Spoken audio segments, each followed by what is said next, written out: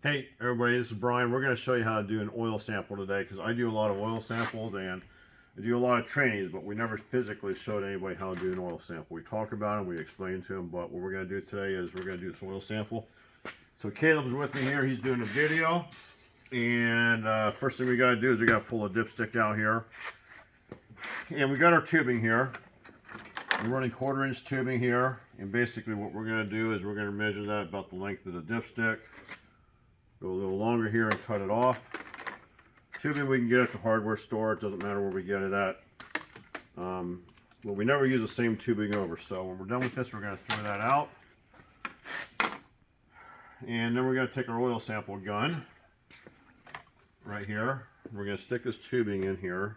And this will seal tight. You're going to tuck it down in about like that and seal it tight. And then we got our oil sample bottle that comes with paperwork. We've already got the paperwork kind of filled out a little bit.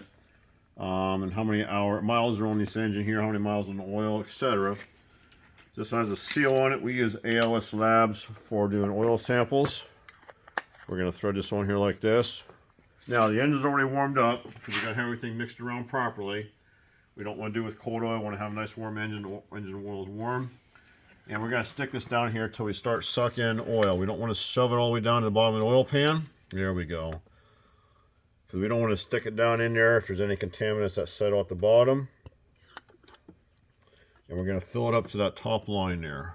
And then what we're going to do is pull this out and just let that drain a little bit. So here's our oil sample. Now as you see, we didn't stick a tube down in there. The way the tube was in there, it didn't get anything dirty in here, okay? Uses a vacuum to pull it out.